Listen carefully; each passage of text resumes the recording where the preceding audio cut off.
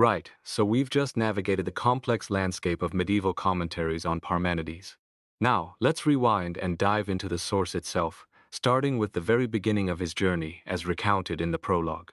We see Parmenides, or rather the poet he represents, in a rather dramatic state, dismantled from his body and fleeing from it.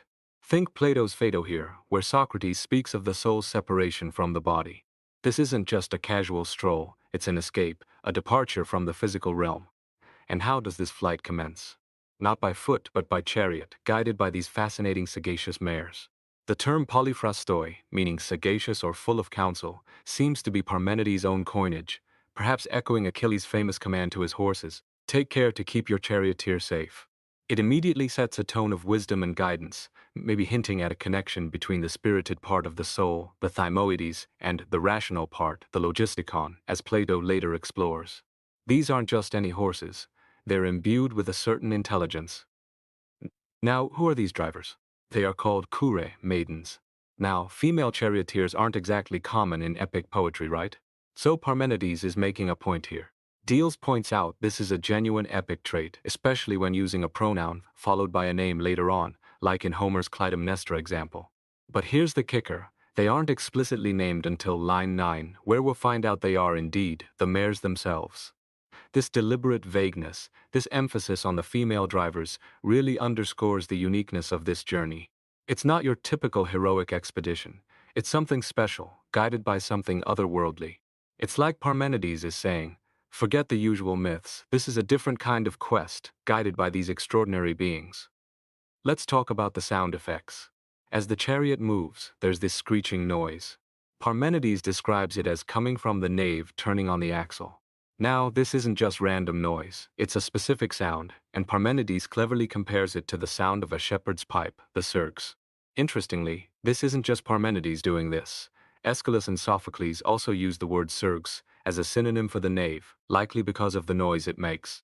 Diels suggests the tragedians might have been influenced by the sound itself, not just the shape. Parmenides, though, seems a bit more precise, attributing the sound specifically to the axle, while seeing the nave as the instrument, much like a pipe.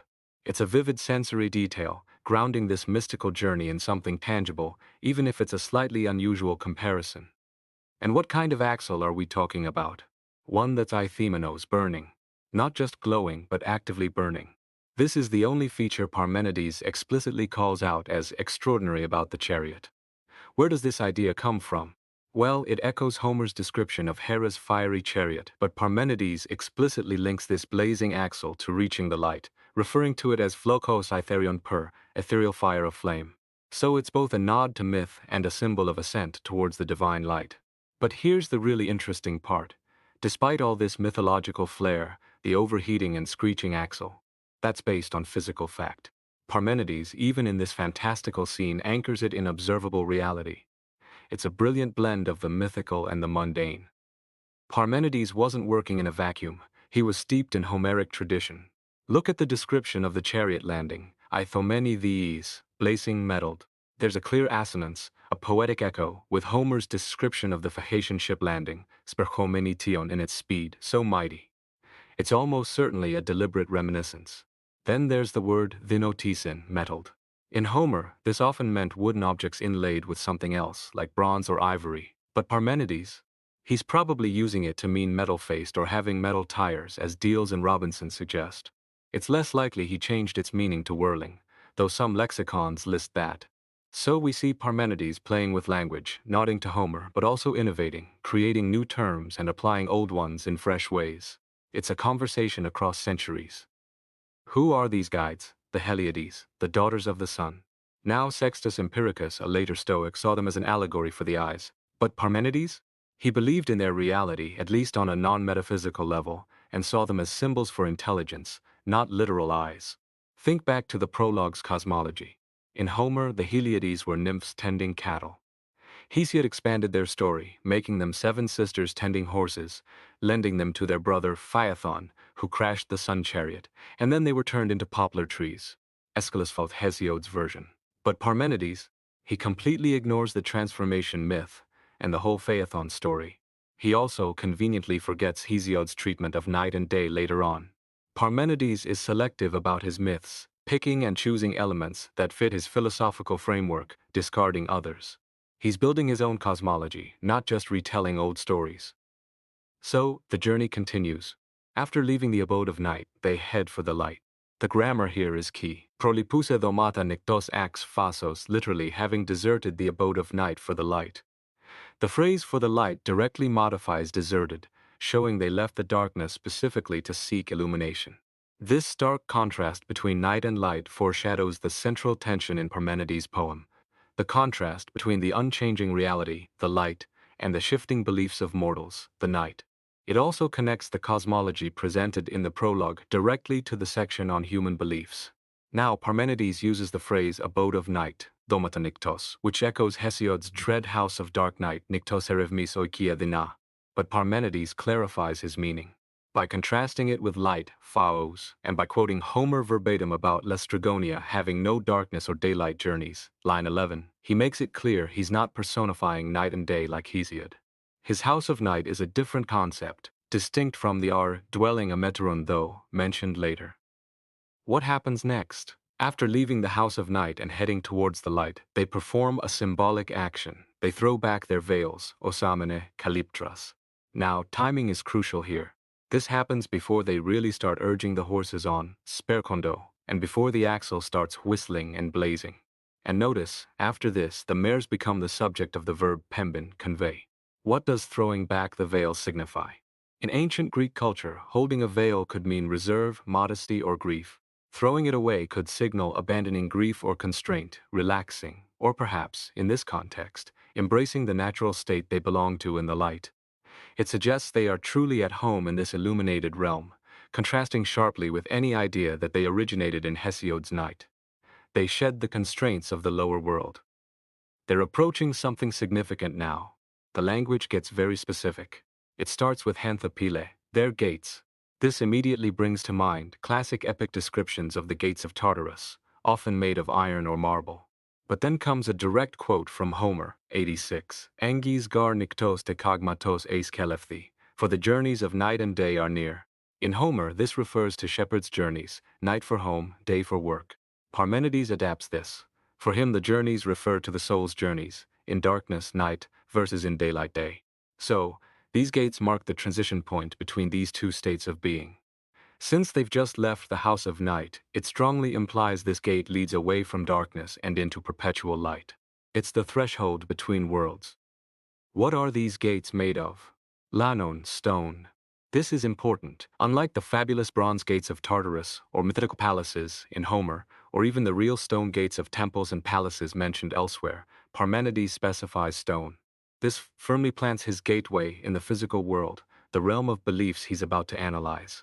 The gates are described as enclosed at both top and bottom, amphizeki, and they fit closely to a great door frame, thyratron in the aether, Aetheria. The verb plingte, fit closely, is a present tense form of a Homeric preterite, possibly coined by Parmenides himself. It means the gates are tightly fitted to the lintel in the upper atmosphere, the ether. The description is incredibly practical, almost like a building specification. The mention of the ether suggests this gate opens not just to another part of the physical world, but perhaps to the very edge of the cosmos, the fiery region associated with the goddess herself. Who guards this gate? Dike justice, specifically retributive justice, polyponos. This echoes Homer's description of the heaven's doors guarded by the Hore, one of whom was Dike. The adjective polyponos, retributive, is rare, found elsewhere only in an Orphic fragment and characteristic of Aeschylus. It can't just be about Parmenides' own fate. It points to the goddess who controls the passage of souls, as Simplicius notes. If she holds the keys, she must be Dike. How is the gate secured? With a balano here a locked bar. The singular bar implies plural keys. Why multiple keys? Deal suggested a Laconian lock with multiple pins lifted by one key, but that uncertain for this period, and simpler locks were common. Parmenides describes a crossbar with a separate bolt pin, valanos, dropped through a hole. This pin is removable only by a key, clees valanagra. This setup emphasizes the gate's impenetrability. The multiple keys clivax likely suggest multiple bolt pins, as Aeneas Tacticus recommended for city gates for security. It's all about highlighting the divine fortress's strength. So how do these gates open? With keys, clivax amivus. The adjective imivus is interesting, poetic, rare, suggesting succession or alternation. It doesn't mean retributive again. The best sense is that the keys allow the gates to swing open successively, one after the other, just as Parmenides uses the adverbemmivadon, successively a moment later. The opening is the opening of the doorframe, theretron chasmum, described as vacant, akanes, a word first used here, later by Sophocles and Plutarch. The gates swung open and optomene how. Greek city gates weren't hinged, they were fixed to posts, polyhalkus exonas, bronze-fitted posts, that turned in sockets, ensyrings and possibly alluding again to the screeching sound. These posts were secured with pegs and nails, gomphos perongisin, the result? The gates swing open successively, amivadon, turning lixo.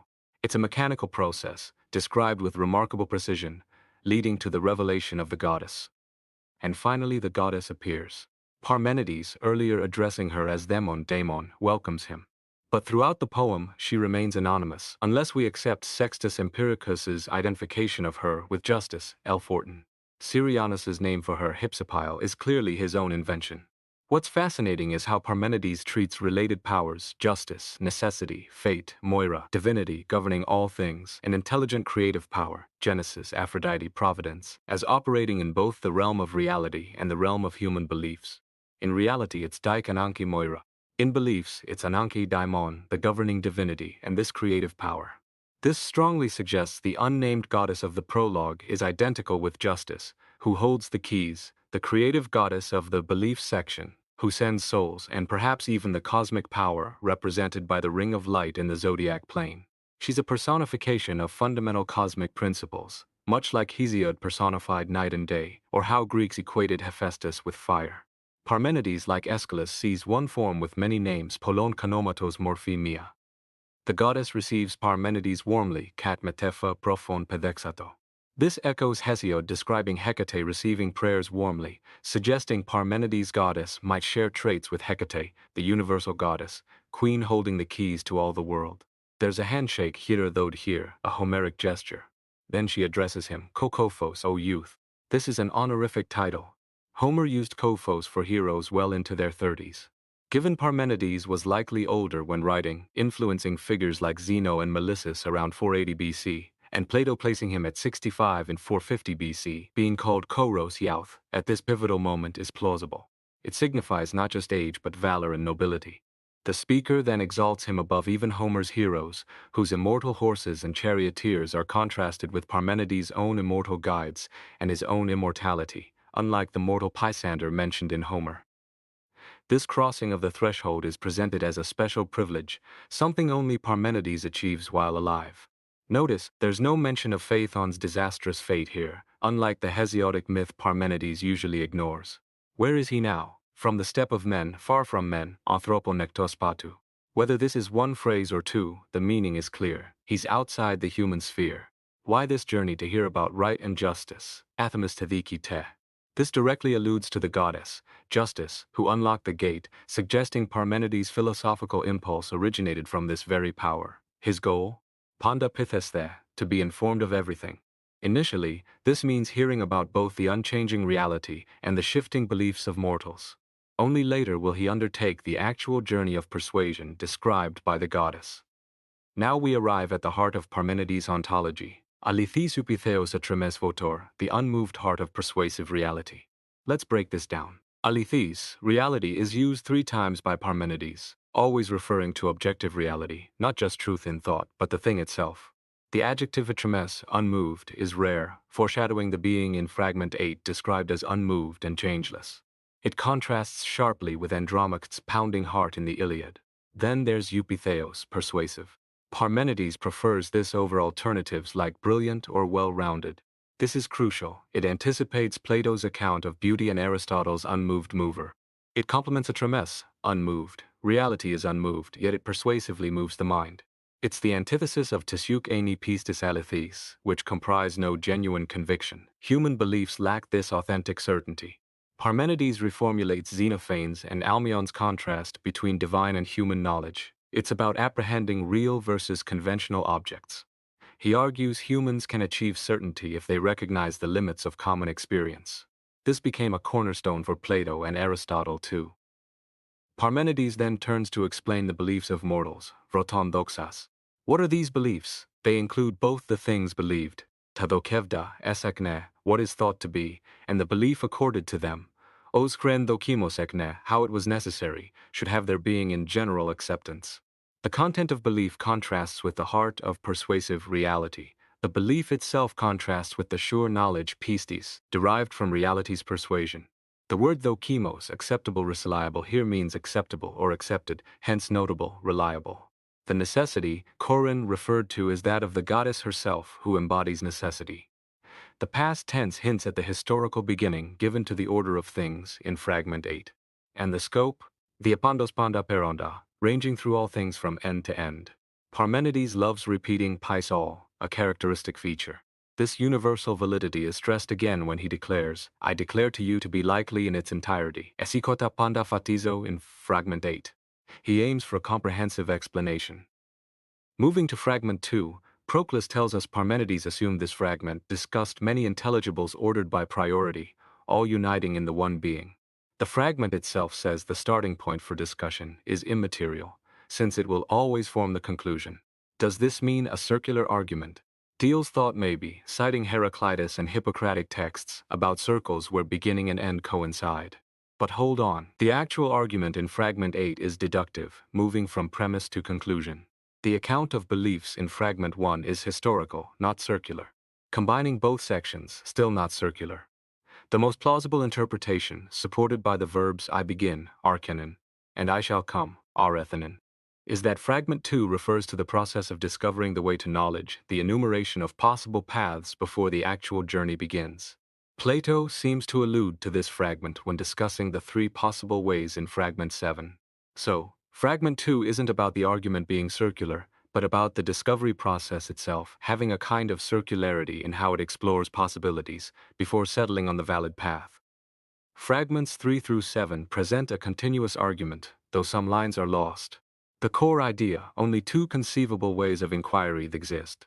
Parmenides might have coined the zesios to distinguish his search from the Ionian inquiry into nature, storin. His way of inquiry, hodos thesesios, is distinct from the journey kelifthos along the way.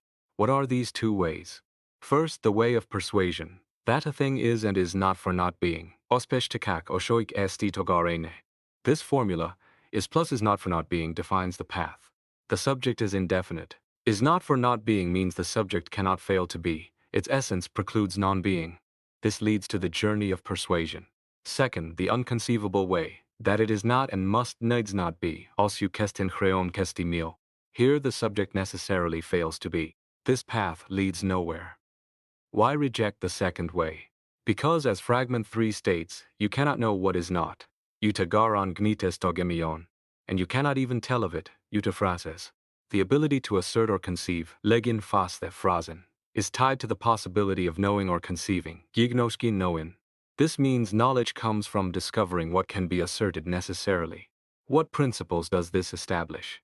First, reason demands a real subject be conceived either as being something or as necessarily not being anything. Second, what can be conceived is identical with what has essential being. Therefore, you can't recognize or describe what is not anything. Therefore, the path X is not and cannot be anything is a dead end. Therefore, the path has intrinsic being, opens the way to knowledge. This foundational rejection of the second way sets up the axioms of contradiction and excluded middle, principles Aristotle recognized in Parmenides. It's the bedrock of his later deductive reasoning. Fragment 4 continues the argument, likely completing the last line of Fragment 3. It asserts, Togar winanoirin, for the same thing is for conceiving as is for being. This means what can be conceived is what has essential being. It corrects later Neoplatonists who misread this as identifying conceiving with being itself. The phrase togar within, for it is for being, signifies unconditional being, allowing negation or predication as seen in Fragment 3 and elsewhere. So the combined argument of Fragments 3 and 4 goes, reason requires a real subject be conceived as being or not being. What can be conceived equals what has essential being. Therefore you can't know what isn't anything. Therefore the not being path is wrong. Therefore the being path is right. While Fragment 4 doesn't define being yet, the suggestion that Parmenides identified being with mind, nous, is well-founded. The description of being as unique, self-contained, and all alike echoes Anaxagoras' description of nous and Xenophanes' transcendent God. Parmenides might be pointing towards an intelligence as the core of reality.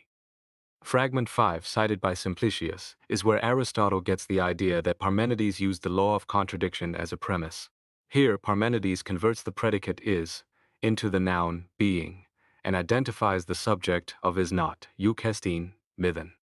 He repeats the rejection of the second way, and warns against a third way, followed by ignorant, uncritical mortals, philosophers who accept a subject not governed by the law of contradiction. These folks are doomed to fail, their senses misused because their understanding is flawed. Line 1. Ton though, own amine, it is necessary to assert and conceive that this is being. This justifies the term being. Line 2. Milthan education, but nothing is not. This introduces nothing as the subject of is not and must needs not be. Strictly, nothing means not one thing. What has no being isn't a thing at all. This conversion of is not to being, nothing is pivotal. It's the hinge on which his entire argument turns. Parmenides now criticizes those who follow the third way, the way of is not. Who are these mortals, the Dikrachni, the two-headed ones? This is a clear allusion to the Amphisbaena, that mythical two-headed snake known for moving indifferently and having dull eyes. Parmenides uses this image for empiricist philosophers whose movement is palindropos, backwards turning, and whose vision is obscure. It contrasts sharply with the sagacity of his own mares. Their ignorance, idotis uiden, contrasts with his knowledge. Their error stems from habit, 7.3, a failure to grasp non-empirical knowledge. The pattern echoes Homer's invocation of the Muses. Why do they stray? Because perplexity amikani in their own breast directs their mind astray, plankton noon. This perplexity unique to Homer might subtly refer to the spirited part themos, misguiding the mind no, unlike Parmenides guided by the wise Heliades. They are borne on, forevde, suggesting instability, mirroring the unstable sensible world they inhabit. Plato echoes this with the Heraclidians behaving according to their writings. Finally, Fragment 7 details the flawed belief held by these empiricists. Ton enomis de pelin te kakiuk wine toiton koyu toiton. This has been accepted as both being and not being the same and not the same. What's being accepted? The very things that can be conceived or known, to legin te noen te emenebon fair 1:1. But how they accept it, nomisen suppose, contrasts with how Parmenides insists we should accept it. Krito legin te noenin te, it is necessary to assert and conceive. The structure toiton koi toiton, the same and not the same, is antithetical. Parmenides is accusing them of supposing reality is paradoxically both identical and different to itself. Plato echoes this critique in the Republic, attacking those who believe only in the many X's which are ambiguous and impossible to understand fixedly. Parmenides explicitly targets this kind of belief as the foundation of mortal ignorance. This concludes our deep dive into these foundational fragments.